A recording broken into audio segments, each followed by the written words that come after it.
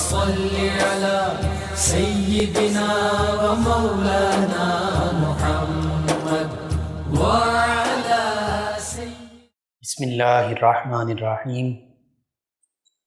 السلام علیکم ناظرین و سامعین کرام۔ پروگرام یاد الہی دیکھنے کے لیے، یاد الہی کے سابقہ تمام پروگرامز دیکھنے کے لیے، بالخصوص وظائف دیکھنے، سننے، جاننے اور پڑھنے کے لیے آپ ہمارے یوٹیوب چینل یاد الہی یعنی YAADESPACE یوٹیوب چینل یاد الہی کو سبسکرائب بھی کیجئے، لائک بھی کیجئے، کمنٹس بھی کیجئے، تاکہ یاد الہی کے مختلف پروگرامز اور وظائف سے آپ مکمل رہنمائی حاصل کر سکیں۔ ناظرین و سامعین، پروگرام یاد الہی میں روزانہ عظیم ہستیوں کے تذکارے پاک کیے جاتے ہیں اور اس کے ساتھ ساتھ کچھ ایسے موضوعات پر گفتگو ہوتی ہے جن سے آپ کو رہنمائی حاصل ہوتی ہے۔ آج سیدنا محمد بن مسلمہ رضی اللہ تعالیٰ عنہ آپ کے تذکارے خیر ہوں گے۔ اس سے پہلے کتاب الشفا سے آج کا خاص وظیفہ بواسیر کے خاتمے کا روحانی علاج۔ بواسیر، نواسیر، ناسور جو امراض بہت زیادہ پریشان کن ثابت ہوتے ہیں، اس حوالے سے بعض اوقات ہمارے ویورز اور لسنرز بھی اس حوالے سے پوچھتے رہتے ہیں۔ تو جو شخص یا مالکو یا قدوسو یا مالکو یا قدوسو ہر روز صبح کی نماز یعنی فجر کی نماز کے بعد اور مغرب کی نماز کے بعد 11 مرتبہ یا مالکو یا قدوسو پڑھ لیا کرے گا، انشاءاللہ کبھی کسی گندے مرض میں جیسے بواسیر، نواسیر یا ناسور ان میں مبتلا نہیں ہوگا۔ جو شخص یا مالکو یا قدوسو ہر روز فجر کی نماز اور مغرب کی نماز کے بعد 11 مرتبہ یہ پڑھ لیا کرے گا یا مالکو یا قدوسو، انشاءاللہ کبھی بھی بواسیر، نواسیر، ناسور وغیرہ اس طرح کے جو پریشان کن امراض ہیں ان میں مبتلا نہیں ہوگا، اور کبھی بھی اس کے پردے اور شرم کی جگہ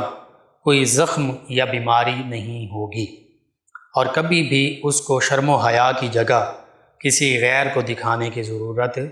نہیں ہوگی انشاءاللہ۔ کیونکہ بعض اوقات یہ بواسیر ہے، نواسیر، ناسور وغیرہ یہ ایسے امراض ہوتے ہیں کہ جو اعضائے پوشیدہ کے حوالے سے اس کا معاملہ ہوتا ہے، اور کسی بھی غیر محرم کو بالخصوص کوئی بھی مرد یا عورت جسم کا حصہ نہیں دکھا سکتا، اور اس کے علاوہ بھی مرد اگر علاج کروا رہے ہیں تو ان کے لیے بہتر یہی ہے کہ وہ مرد ڈاکٹر سے علاج کروائیں۔ خواتین علاج کرواتی ہیں تو ان کے لیے بہتر یہی ہے وہ خواتین ڈاکٹر سے علاج کروائیں، الا یہ کہ کوئی بہت زیادہ مجبوری ہو، کوئی ایسا مسئلہ ہو کہ خاتون ہیں ان کا علاج کے لیے لیڈی ڈاکٹر، خاتون ڈاکٹر موجود نہیں اور مہلک حالت ہے کہ جان بچانا بھی ضروری ہے، تو ایسی حالت میں یہ اضطراری کیفیت ہے، اس کیفیت میں پھر مرد ڈاکٹر سے بھی علاج کروایا جا سکتا ہے، لیکن عام طور پہ خواتین کے لیے مرد ڈاکٹر بالخصوص جو ایگزامینیشن، فزیکل ایگزامینیشن ہوتا ہے، فزیکل ایگزامن کرنا ہوتا ہے، اس حوالے سے تو خاص طور پہ خواتین مریضوں کے لیے خواتین ڈاکٹرز ہوں اور مرد مریضوں کے لیے مرد ڈاکٹرز ہوں، یہی شریعت اسلامیہ ہماری اسی طرح رہنمائی کرتی ہے۔ تو یہ جو چند ایک یہ امراض جو ہیں ان میں بعض اوقات ایسا معاملہ ہوتا ہے کہ سطر جو ہے وہ کھولنا پڑتا ہے، پردے کے اعضاء جو ہیں وہاں زخم یا بیماری کا معاملہ ہوتا ہے، جو پوشیدہ اعضاء ہیں تو وہ پھر کھولنے پڑتے ہیں، لیکن جب آپ اللہ تعالیٰ کے یہ 2 اسماء مبارکہ کثرت سے پڑھتے رہیں گے، بالخصوص فجر اور مغرب کی نماز کے بعد 11 مرتبہ پڑھیں گے، تو انشاءاللہ اللہ تعالیٰ ان پریشان کن امراض سے بھی نجات عطا فرمائے گا اور ان میں مبتلا نہیں فرمائے گا۔ تو ضرور آپ کو ضرورت ہے اپنے اوراد و وظائف میں اس کو شامل کیجیے، اپنے اعزاء اقربا، رشتہ دار، دوست احباب، پڑوسی، محلہ دار، امت مسلمہ تک یہ وظائف پہنچائیں، کیونکہ میرے آپ کے ہمارے بتانے سے اگر کسی بھی ہمارے مسلمان بہن بھائی، کسی مسلمان فرد کا فائدہ ہوتا ہے تو یہ انشاءاللہ اللہ کی بارگاہ میں ہمارے لیے اس دنیا میں بھی اور آخرت میں بھی فائدہ، شفا، نجات کا باعث ہوگا۔ اللہ سبحانہ و تعالیٰ سے دعا ہے اللہ تعالیٰ ہمیں آسانیاں عطا فرمائے، ہمیں آسانیاں بانٹنے والا بنائے، مشکلات سے ہماری حفاظت فرمائے، آمین۔ جی ناظرین سامعین، سیدنا محمد بن مسلمہ رضی اللہ تعالیٰ عنہ عظیم صحابی رسول ہیں اور والسابقون الاولون من المہاجرین والانصار میں شامل ہیں، یعنی انصار میں جو اولین صحابہ کرام ہیں، ایمان لانے والے ہیں، ان میں سیدنا محمد بن مسلمہ رضی اللہ عنہ بھی شامل ہیں۔ مدینہ طیبہ میں رہنے والے ہیں آپ، مدینہ طیبہ کے رہنے والے، اور انصار کے دو بڑے قبائل ہیں، اوس اور خزرج، تو جو قبیلہ اوس ہے اس سے آپ کا تعلق ہے، اور یہ انصار یہ بھی عرب قبائل میں سے ہیں، بالخصوص یمن کے قبائل میں سے ہیں۔ طبع حمیری اسدی کی اولاد جو 1000 سال پہلے گزرا بادشاہ، اس نے مدینہ طیبہ کو بسایا۔ یہاں پر 300 علماء کرام جو یمن سے اس کے ساتھ آئے، جو اس کے قبیلے سے بھی تعلق رکھتے تھے، وہ یہاں بسے، اور اس وجہ سے بسے کہ انہوں نے یہ پڑھ رکھا تھا کہ آخری نبی صلی اللہ علیہ وآلہ وسلم یہیں ہجرت کر کے تشریف لائیں گے، تو ان کے استقبال کے لیے، ان پر ایمان لانے کے لیے خود طبع حمیری اسدی جو بادشاہ تھا یمن کا، یہ بھی کافی عرصہ یہاں مدینہ طیبہ میں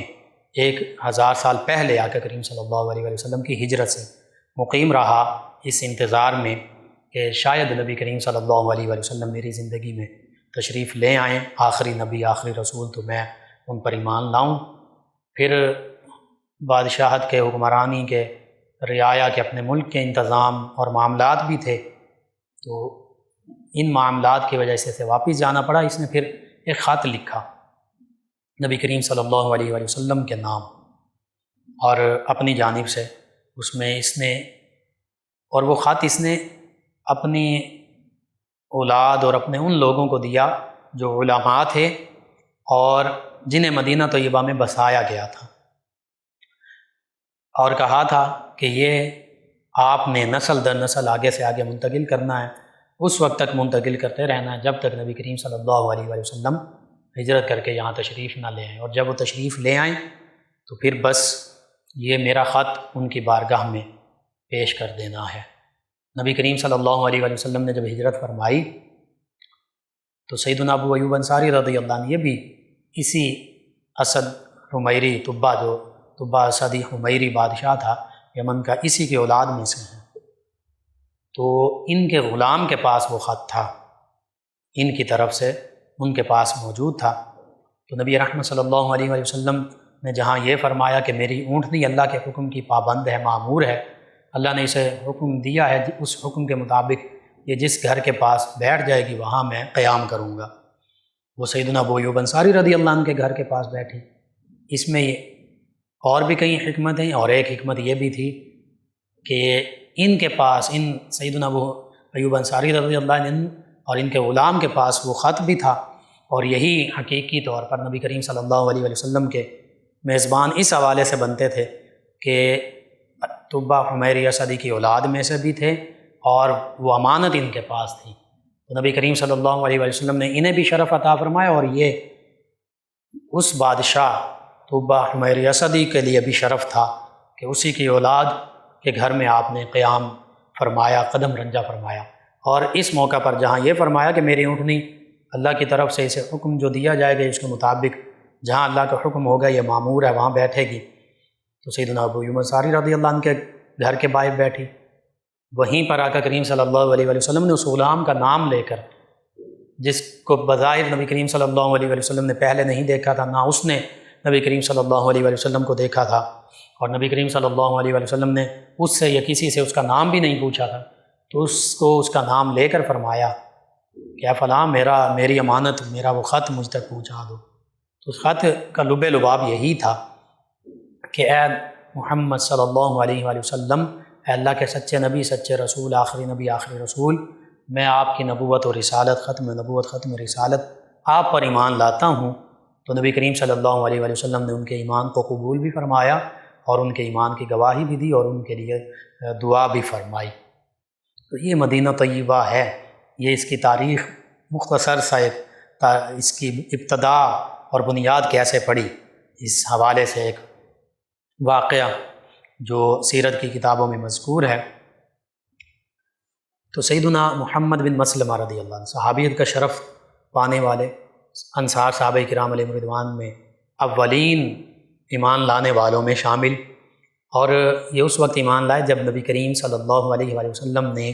سیدنا مصعب بن عمیر رضی اللہ تعالیٰ عنہ کو مکۃ المکرمہ سے مدینہ طیبہ اسلام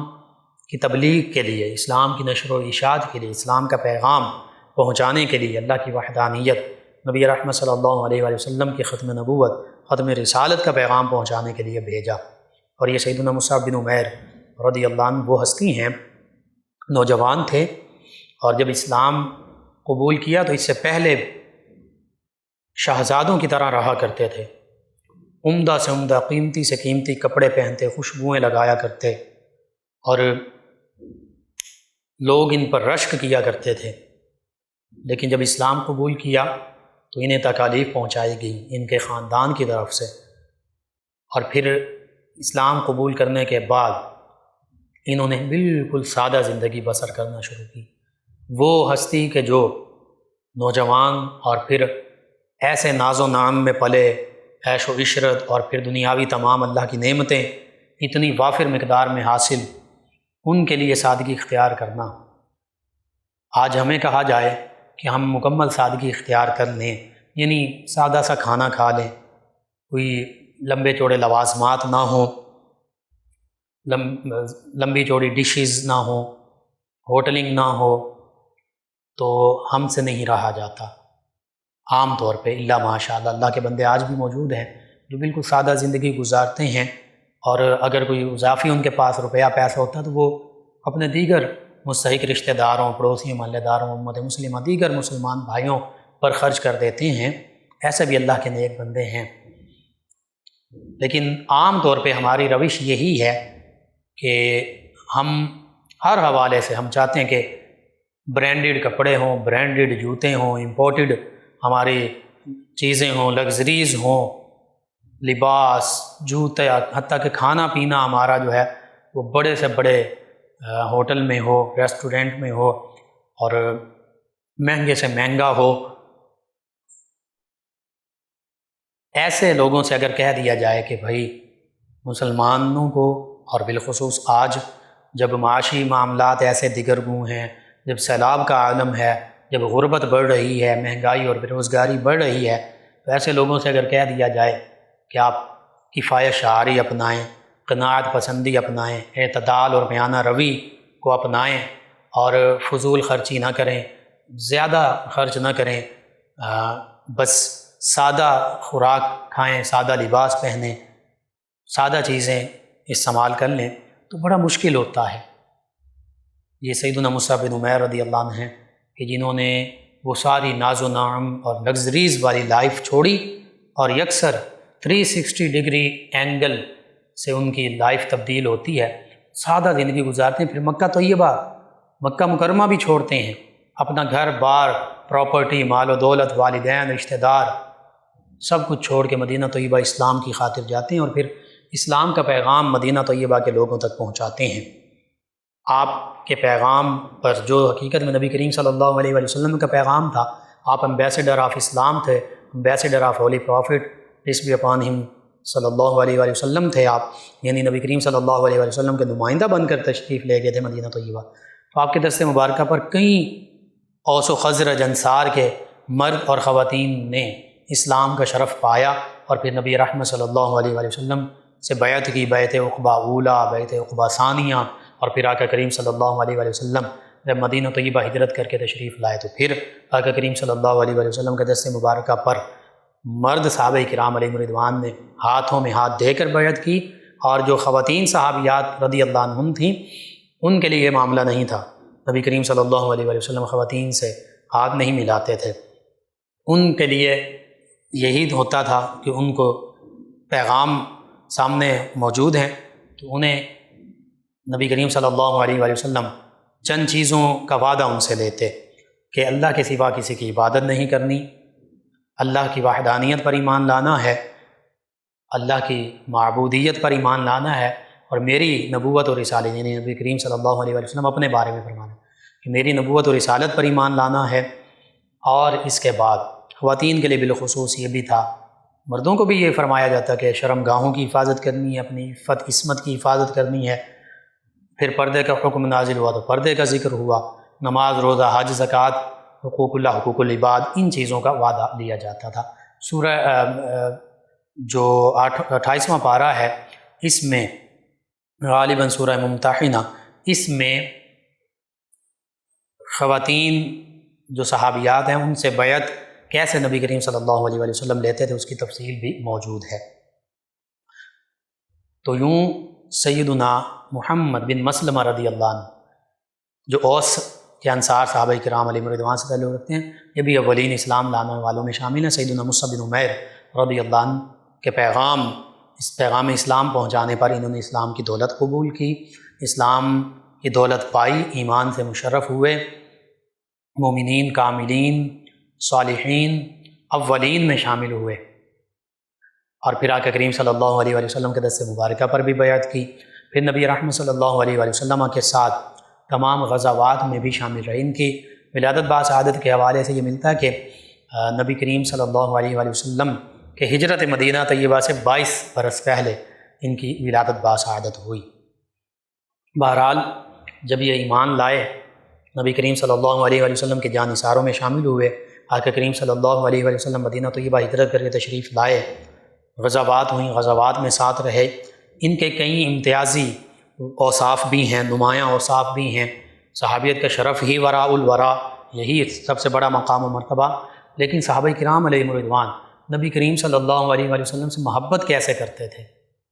اس کا ذکر قرآن مجید فرقان حمید میں بھی ہے، اس کا ذکر حدیث مبارکہ میں بھی ہے، سیرت کی کتب میں بھی ہے۔ تمام صحابہ کرام علیہم رضوان نبی کریم صلی اللہ علیہ وآلہ وسلم پر جانیں اپنی قربان کرنے کے لیے ہمہ وقت تیار رہتے، اپنے جان، مال، اولاد تک نبی کریم صلی اللہ علیہ وآلہ وسلم پر صحابہ کرام نے قربان کر کے دکھا دی۔ اور محبت کا یہ انداز تھا صحابہ کرام کا، نبی کریم صلی اللہ علیہ وآلہ وسلم وضو فرماتے، صحابہ کرام نیچے ہاتھ رکھتے، وضو کا پانی زمین پر نہیں گرنے دیتے، برکت کے طور پر اپنے ہتھیلیوں پر لیتے، چلو میں بھر لیتے اور اس سے اپنے چہرے پر، جسم پر وہ پانی ملتے، برکت حاصل کرتے۔ اسی طرح نبی کریم صلی اللہ علیہ وآلہ وسلم منہ مبارکہ، بال مبارک ترشواتے تو صحابہ کرام علیہ رضوان معاذ اللہ انہیں پھینک نہیں دیتے تھے، بلکہ صحابہ کرام علیہ رضوان ان منہ مبارکہ کو اپنے پاس برکت کے لیے تبرک کے طور پر محفوظ کر لیتے۔ کئی صحابہ کرام کی یہ وصیت ہوتی کہ یہ منہ مبارکہ ہمارے ساتھ ہمارے قبر میں دفن کر دینا۔ اسی طرح ام المومنین سید ام سلمہ رضی اللہ عنہا اور صحابہ کرام کے حوالے سے یہ ملتا ہے کہ ان کے پاس منہ مبارکہ جو تھے پانی میں وہ ملاتے تو مریضوں کو وہ پانی پلایا جاتا، اللہ تعالیٰ مریضوں کو شفا عطا فرما دیتا۔ سیدنا خالد بن ولید رضی اللہ عنہ نے وہ منہ مبارکہ اپنی ٹوپی میں سیے ہوئے تھے، اور گھمسان کی جنگ ہو رہی ہے، اس جنگ میں غالباً جنگ یرموک ہے، دشمن سر پر ہے، ہزاروں کے مقابلے میں لاکھوں کی تعداد ہے دشمن کی۔ سیدنا خالد بن ولید رضی اللہ عنہ نیچے جھک کر ٹوپی اٹھا رہے ہیں۔ بعد میں صحابہ کرام نے پوچھا کہ اے اللہ کے بندے، آپ عجیب ہیں کہ اتنی شدت کی لڑائی ہو رہی ہے اور دشمن سر پہ آپ کے تھا، وہ آپ کو شہید کر سکتا تھا اور آپ ٹوپی کے پیچھے لگے ہیں۔ تو فرمایا کہ یہ عام ٹوپی نہیں ہے، اس میں نبی کریم صلی اللہ علیہ وسلم کے بال مبارک سلے ہوئے ہیں، اور ان کا ادب احترام یہ تھا، اس کا تقاضا تھا کہ وہ نیچے نہ گرنے پائے، اور اگر خود بے اختیاری میں یعنی جنگ کی شدت میں گر گئی تو اب اس کو فوری اٹھانا یہ جہاد سے بھی بڑا وہ فرض سمجھ رہے ہیں اپنے لیے، اور ساتھ فرمایا کہ اسی ٹوپی انہی منہ مبارکہ کی برکت سے اللہ تعالیٰ نے مجھے ہر میدان میں کفار کے مقابلے میں فتح عطا فرمائی ہے۔ یہ برکتیں ہیں آقا کریم صلی اللہ علیہ وآلہ وسلم کے منہ مبارکہ کی، آپ کے جسم اقدس کی، آپ کے جسم اقدس سے لگنے والے پانی کی۔ صحابہ کرام جسموں پر ملتے ہیں، چہروں پر ملتے ہیں، اور یہ صحابہ کرام کی محبت کا انداز تھا، جانثاری کا عالم تھا۔ سیدنا محمد بن مسلمہ رضی اللہ تعالیٰ عنہ، جہاں سیدنا خالد بن ولید رضی اللہ عنہ نے کچھ جو گستاخان رسول تھے ان کو واصل جہنم کیا، سیدنا علی المرتضیٰ کرم اللہ وجہ کریم نے بھی واصل جہنم کیا، سیدنا زبیر بن عوام رضی اللہ عنہ نے بھی کئیوں کو واصل جہنم کیا، دیگر صحابہ کرام علیہم رضوان نے، ایک نبینہ صحابی غالباً عدی بن عمیر ان کا نام ہے، انہوں نے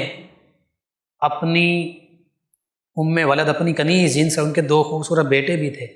اس کو صرف اس وجہ سے واصل جہنم کر دیا، قتل کر دیا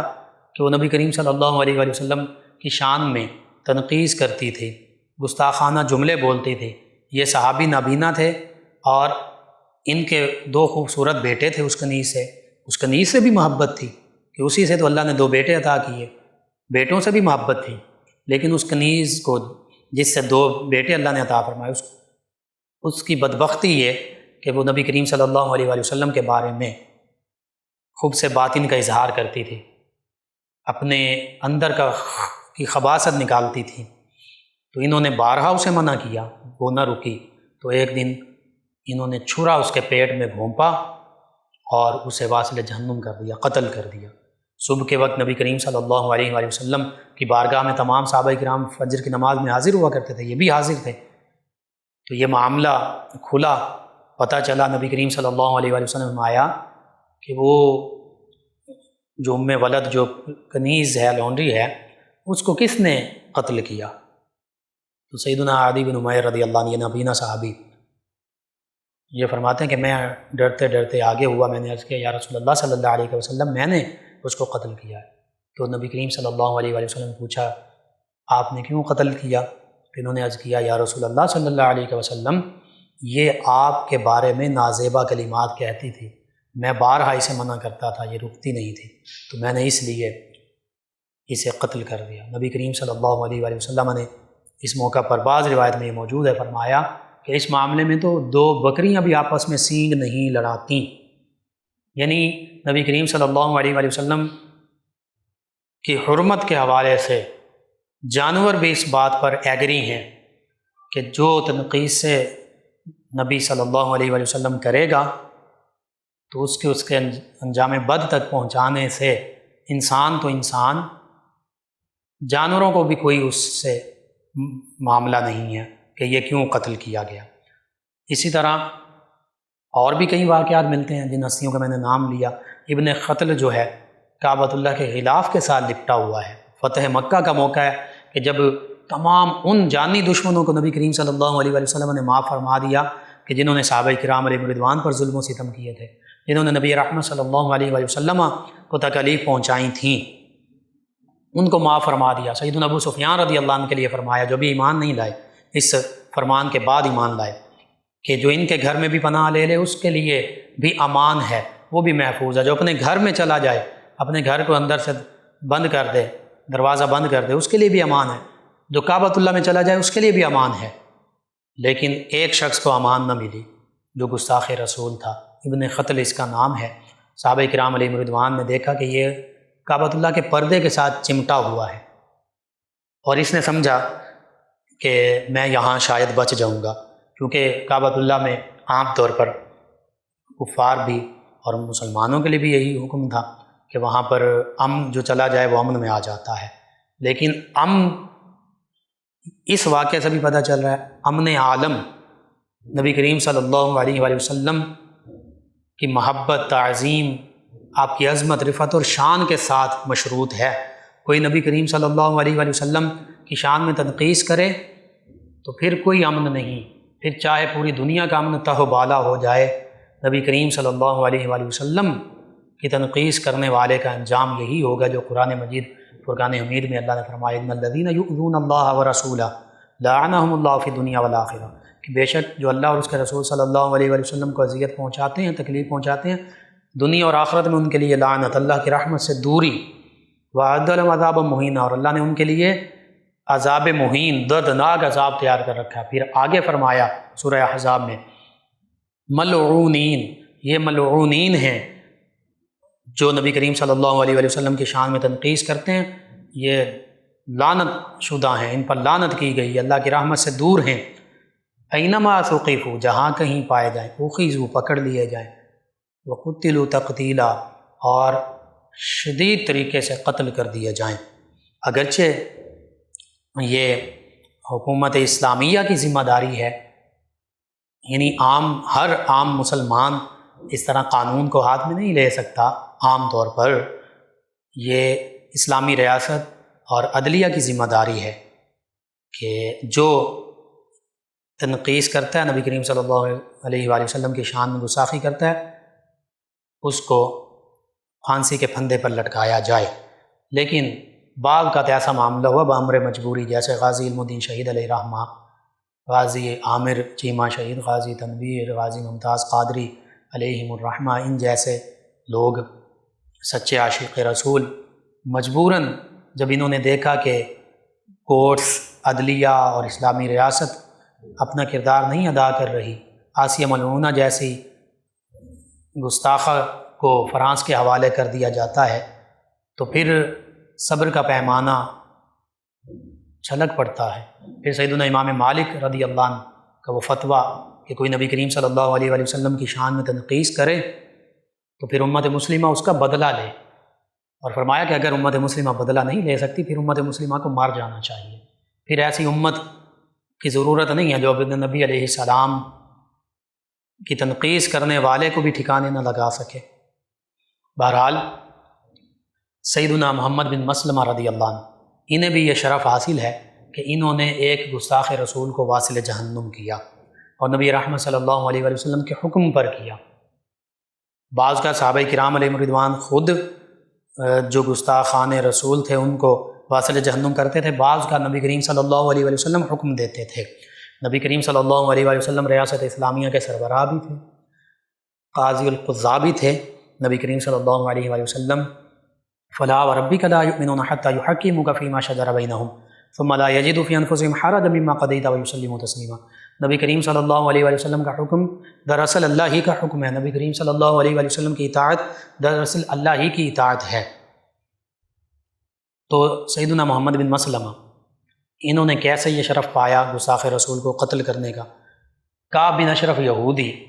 یہ یہودیوں کا ایک سردار تھا، اور یہ نبی کریم صلی اللہ علیہ وآلہ وسلم کی حجب بیان کرتا تھا، یعنی نبی کریم صلی اللہ علیہ وآلہ وسلم کی شان میں گستاخانہ جملے بولا کرتا تھا، اور خاص طور پر کفار مکہ کو غزوہ احد اور غزوہ خندق اس دوران یہ جنگوں کے لیے ابھارا کرتا تھا۔ ان کو کہتا تھا کہ تم جنگ کرو، مسلمانوں پر حملہ کرو، ہم تمہارا ساتھ دیں گے۔ اور بالخصوص نبی کریم صلی اللہ علیہ وآلہ وسلم کی شان میں تنقیص، یہ اس کی روش تھی۔ نبی کریم صلی اللہ علیہ وآلہ وسلم نے ایک موقع پر فرمایا کہ کون کعب بن اشرف یہودی کا کام تمام کرے گا، اس کو انجام تک پہنچائے گا؟ تو سیدنا محمد بن مسلمہ رضی اللہ عنہ کھڑے ہوئے، عرض کیا یا رسول اللہ صلی اللہ علیہ وسلم، میں حاضر ہوں، آپ کی یہ چاہت ہے کہ میں اس کو واصل جہنم کروں، اس کو انجام تک پہنچاؤں؟ نبی کریم صلی اللہ علیہ وآلہ وسلم نے اجازت دی، تو آپ نے پھر اجازت طلب کی کہ یا رسول اللہ صلی اللہ علیہ وسلم، میں اپنا طریقہ اپنا سکتا ہوں اس کو واصل جہنم کرنے کے لیے؟ نبی کریم صلی اللہ علیہ وسلم نے فرمایا بالکل، جیسے تم چاہو اس کو قتل کرو۔ تو یہ سیدنا محمد بن مسلمہ رضی اللہ عنہ، اپنے ساتھ انہوں نے سیدنا ابو نائلہ رضی اللہ عنہ، غالباً یہ نام ہے، یہ کعب بن اشرف یہودی کے رضائی بھائی ہیں لیکن صحابی ہیں، انہوں نے اسلام قبول کر لیا تھا، ان کو ساتھ لیا اور کعب بن اشرف کے پاس چلے گئے۔ یہ دونوں ہستیاں، دونوں صحابی۔ اب سیدنا محمد بن مسلمہ رضی اللہ عنہ گستاخ رسول کو اس کے انجام تک پہنچانے کے لیے ایک تدبیر کر رہے ہیں۔ تدبیر کیا کر رہے ہیں؟ وہاں جا کر اسے کہتے ہیں کہ اب یہ صرف ظاہری طور پر، دل میں تو نبی کریم صلی اللہ علیہ وآلہ وسلم کی محبت ہے، اسے کہتے ہیں کہ محمد صلی اللہ علیہ وسلم انہوں نے ہمیں الجھا کر رکھا ہوا ہے، ہم تو مصیبت میں مبتلا ہیں، تو انہیں کچھ ادائیگی کرنی ہے، تو اس ادائیگی کے لیے میرے پاس کچھ نہیں ہے، تو تم مجھے اپنی طرف سے کچھ دے دو، کھجوریں دے دو، میں وہ اس کے ذریعے سے اس کی قیمت وہ بیچ کر ادا کر دوں۔ تو کعب بن اشرف بڑا خوش ہوا، تو اس نے پھر آگے سے شرائط بھی عائد کی کہ ایسے کرو کہ تم کوئی سونا چاندی وغیرہ گروی رکھوا دو۔ انہوں نے کہا وہ ہوتا تو پھر مجھے تمہارے پاس آنے کی کیا ضرورت ہے، حتیٰ کہ کہا کہ عورتیں رکھوا دو گروی۔ انہوں نے کہا یہ ایسا تو نہیں ہو سکتا، لوگ کہیں گے کہ ایسے ان میں شرم والا معاملہ نہیں تھا۔ پھر کہا بچے، آپ نے کہا نہیں، اتنے تھوڑے سے چیز کے لیے میں بچوں کو گروی کیسے رکھوا سکتا ہوں۔ بہرحال آپ نے اپنی تلوار وغیرہ اس طرح کی چیزیں کچھ گروی رکھوائیں اور کہا کہ میں رات کے وقت آؤں گا۔ اسی رات یا اگلی رات کچھ صحابہ کرام کو ساتھ لیا اور پھر کعب بن اشرف کے پاس گئے۔ اس کو اس کے گھر کے باہر سے آواز دی انہوں نے، اس کی بیوی بھی سن رہی تھی، تو کعب بن اشرف نیچے آنے لگا۔ اس کی بیوی نے کہا کہ یہ کون ہے؟ تو اس نے کہا میرے بھائی ہیں، میرے دوست ہیں۔ اس کی بیوی نے کہا ان کی جو آواز ہے اس سے تو خون ٹپک رہا ہے جس طرح یہ بلا رہے ہیں۔ اس نے کہا نہیں نہیں، میرے دوست ہیں، اگر ایسا بھی معاملہ ہے تو جو بہادر ہوتا ہے وہ لڑنے کے لیے ہمارا اختیار رہتا ہے۔ بہرحال یہ نیچے آیا تو اس نے خوشبو لگائی ہوئی تھی، کعب بن اشرف یہودی نے سر میں بھی لگائی ہوئی تھی۔ سیدنا محمد بن مسلمہ نے اپنے ساتھیوں سے پہلے فرما دیا کہ میں ایک پلاننگ کے تحت اس کو قابو کرنے کی کوشش کروں گا، جب میں تمہیں کہوں اور اشارہ کروں تو اس کا کام تمام کر دینا۔ انہوں نے کعب بن اشرف سے کہا کہ مجھے بہت خوبصورت خوشبو لگائی ہوئی ہے، مجھے سونگھنے تو دو، سر میں لگائی ہوئی تھی۔ تو سونگھنے کے ارادے سے اس کے سر کے قریب ہوئے، پھر دوبارہ سونگھنے کا کہا، تو اس دوران انہوں نے اس کو قابو کر لیا، سر سے جکڑ دیا، اور ساتھ ہی دیگر صحابہ کرام ان سے کہا کہ اس کا کام تمام کر دو۔ تو یوں سیدنا محمد بن مسلمہ اور صحابہ کرام جو ان کے ساتھ تھے انہوں نے مل کر کعب بن اشرف یہودی کو ٹھکانے لگایا، اس کو واصل جہنم کیا، جہنم پہنچا دیا، حتیٰ کہ اس کا سر قلم کر کے، یہ رات کو گئے تھے، صبح فجر کا وقت ہو گیا تو یہ صبح کے وقت واپس لوٹے، وہ سر اس کا لے کر، اور تکبیر کی اب صدائیں بلند کرتے ہوئے لوٹے، اللہ اکبر کہتے ہوئے لوٹے۔ نبی کریم صلی اللہ علیہ وسلم مسجد نبوی میں تشریف فرما تھے، تو آپ نے مسرت کا، تبسم کا اظہار کیا، خوشی کا اظہار کیا، اور فرمایا کہ لگتا ہے کہ یہ چہرے جو ہیں یہ کامیاب ہو کر واپس لوٹے ہیں، یعنی جنہوں نے نبی کریم صلی اللہ علیہ وسلم کے گستاخ کا سر قلم کیا، ان کے بارے میں آقا کریم فرما رہے ہیں کہ یہ چہرے کامیاب ہو کر واپس لوٹے ہیں۔ ان میں محمد بن مسلمہ رضی اللہ عنہ بطور ان کے سربراہ ان صحابہ کرام کے ساتھ شامل تھے۔ یہ اللہ تعالیٰ نے آپ کو شرف عطا فرمایا۔ سیدنا ابو بکر صدیق، سیدنا عمر فاروق اعظم رضی اللہ عنہ، ان کے ادوار میں بھی آپ مختلف مہمات میں شامل رہے، حتیٰ کہ سیدنا عمر فاروق اعظم رضی اللہ عنہ کے عہد مبارکہ میں یہ عمال کے بھی عمال تھے، گورنرز پر بھی یہ آفیسر تھے، ان کے معاملات دیکھا کرتے تھے، کہیں کوئی تھوڑی بہت بھی خرابی دیکھتے، یعنی سادگی سے بڑھ کر کہیں کوئی پروٹوکول، کہیں دربان مقرر کیا گیا تو یہ اس چیز کو ختم کروا دیتے۔ مصر کے گورنر، ان کے پاس یہ معاملہ ہوا کہ انہوں نے اپنے آپ سے ملنے کے لیے لوگ ان سے ملیں، اس میں ایک رکاوٹ کھڑی کی، یعنی دربان کھڑا کر دیا، اس کی اجازت کے بغیر نہیں مل سکتے تھے، تو آپ نے اس دربان کے معاملے کو ختم کر دیا۔ فرمایا نہیں، رعایا میں سے جو جب چاہے، جو بھی اس کا مسئلہ پریشانی ہے، فریاد ہے، وہ جب چاہے بلا روک ٹوک گورنرز کو مل سکتا ہے اور ان کی فوراً داد رسی کی جائے۔ یہ اسلامی ریاست اور حکمرانی کا طریقہ کار تھا۔ کیا آج ایسا معاملہ ہوتا ہے؟ نہیں ہے ایسا معاملہ۔ تو یہ نبی کریم صلی اللہ علیہ وسلم، آپ کے صحابہ کرام علیہ رضوان، ان کی پاکیزہ زندگیاں، ان کا اخلاق، ان کا کردار، ان کی سیرت مبارکہ، ان کے حکمرانی کا انداز، ان کی زندگی گزارنے کا انداز، ان کا نبی کریم صلی اللہ علیہ وسلم کے ساتھ محبت کا انداز یہ تھا، اور نبی رحمت صلی اللہ علیہ وسلم کی کامل محبت، یہی کامل ایمان ہے۔ نبی کریم صلی اللہ علیہ وسلم کی محبت اگر نہیں ہے تو پھر کچھ بھی نہیں ہے۔ نماز اچھی، روزہ اچھا، حج اچھی، زکوٰۃ اچھی، مگر باوجود اس کے میں مسلمان ہو نہیں سکتا، نہ جب تک کٹ مروں میں شہ بطحا کی حرمت پر، خدا شاہد ہے کامل میرا ایمان ہو نہیں سکتا۔ حقیقت یہی ہے نبی رحمت صلی اللہ علیہ وآلہ وسلم کی محبت یہی ایمان ہے، یہ محبت نہیں تو پھر ایمان نہیں۔ اللہ سبحانہ و تعالی ہمیں نبی کریم صلی اللہ علیہ وآلہ وسلم کی محبت، صحابہ کرام علیہم رضوان کی محبت، ان ہستیوں کے نقش قدم پر چلنے کی توفیق عطا فرمائے، آمین۔ اور ان کے تصدق سے اللہ تعالی عالم اسلام کو سربلندیاں عطا فرمائے، آمین۔ اللهم صل على سيدنا ومولانا محمد وعلى آپ سماعت فرما رہے ہیں پروگرام یاد الہی۔ ناظرین سامنے اس دوران جوائن کیا عثمان ظفر صاحب نے، کہتے ہیں انکل جی صدا سلامت رہیں، بتائیں کہ میں کب آقا جی کے پاس جاؤں گا؟ جی جب آقا بلائیں گے انشاءاللہ آپ جائیں گے۔ عمران صاحب ہیں، کہتے ہیں نظر کمزور ہے، کوئی وظیفہ یا نورو اس کو کثرت سے پڑھیں۔ احمد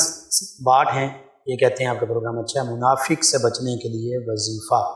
جی ایک تو درود پاک کی کثرت کریں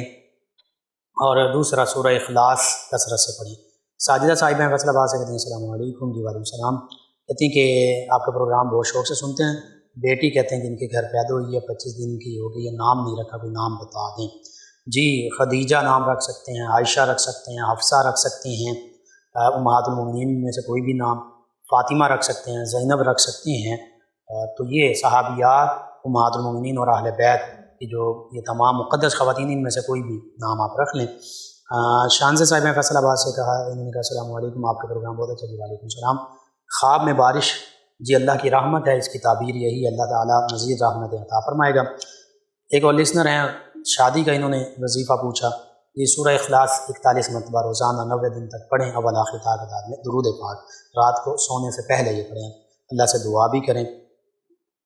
ان کے علاوہ ہمیں جوائن کیا قرۃ العین ہیں اور عائشہ ہیں، یہ کہتے ہیں السلام علیکم بھائی۔ جی وعلیکم السلام۔ پروگرام کو پسند کیا اور کلام کا انہوں نے 2 کلام لکھے ہیں۔ بعض کا یہ ہوتا ہے کہ کچھ کلام نہیں ہمارے پاس اویلیبل ہوتے، تو اس وجہ سے وہ نہیں لگ سکتے، جو موجود ہوتے ہیں وہ پروگرام میں اور پھر 1 سے 2 بجے کی نشریات میں ہم شامل کر دیتے ہیں۔ وہ نشریات سنتے رہیں، اگر ہمیں مل گئے تو ضرور ہم اپنی نشریات میں شامل کریں گے، اگر نہیں مل سکتے تو پھر معذرت آپ سے۔ رقیہ صاحبہ ہیں فیصل آباد سے، کہتی ہیں ٹانگیں جو ہیں بار بار سو جاتی ہیں، پوری ٹانگ میں شدید درد رہتا ہے، کوئی وظیفہ بتا دیں۔ جی اعوذ بعزت اللہ وقدرتہ من شر ما اجد واحاذر،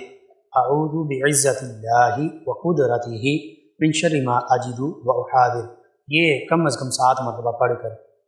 جہاں پر بھی جسم میں درد ہے دم کر دیں، پھونک مار دیں، اللہ تعالیٰ شفا عطا فرمائے گا۔ حافظ فاروق احمد بنسوطہ ہیں، ملت ٹاؤن سے، کہتے ہیں کہ جاب نہیں مل رہی، کوئی وظیفہ بتا دیں۔ 3 نفلی روزے رکھیں، روزانہ اشراق کی نماز پڑھیں، اس کے بعد یا فجر کے بعد ہی سے شروع کریں، یا رزاق یا رزاق 10,000 مرتبہ 3 دن تک پڑھیں۔ درود تنجی نہ پڑھیں، کم از کم 1000 مرتبہ اسی نیت سے، اور دعا بھی کریں، انشاءاللہ اللہ تعالیٰ بہتر رزق عطا فرمائے گا۔ ایک اور لسنر ہے، نام نہیں لکھا، کہتے ہیں کہ سلام۔ جی وعلیکم السلام۔ کہتے ہیں کہ سر جی صحابی رسول ایسا کبھی نہیں کر سکتے کہ دھوکے سے قتل کریں۔ جی جو نبی کریم صلی اللہ علیہ وآلہ وسلم کی گستاخی کرنے والے ہیں، ان کے حوالے سے یہ حدیث میں اور سیرت کی کتابوں میں بالکل واقعہ یوں ہی موجود ہے جیسے میں نے بیان کیا۔ تو جو امت مسلمہ کو دھوکہ دیں اور منافقت کریں اور نبی کریم صلی اللہ علیہ وآلہ وسلم کی شان میں تنقیص کریں اس پہ، اور جنہیں نبی کریم صلی اللہ علیہ وآلہ وسلم اجازت دے دیں، اجازت لے کے انہوں نے یہ عمل کیا تھا، اس حوالے سے یہ اس کو دھوکہ نہیں کہہ سکتے، یہ ان کی اپنا ایک معاملہ تھا۔ اور جنگ ہو، جنگ میں دشمن کے لیے مختلف طرح کی تدابیر کی جاتی ہیں، ایک تدبیر تھی۔ تو بہرحال ہر ایک اپنا زاویہ نظر ہے۔ آپ تمام ویورز لسنرز کا شکریہ، آپ نے جوائن کیا پروگرام یاد الہی میں، آپ شامل ہوتے ہیں، آپ کا شکریہ۔ ناظرین سامعین، پروگرام یاد الہی کا وقت ختم ہو جاتا ہے، انشاءاللہ کل صبح دوبارہ آپ سے ملاقات ہوگی پروگرام یاد الہی میں۔ اپنے میزبان محمد لقمان رضا اور ہماری ٹیم کو اجازت دیجیے، اللہ نگہبان۔ اللهم صل على سيدنا ومولانا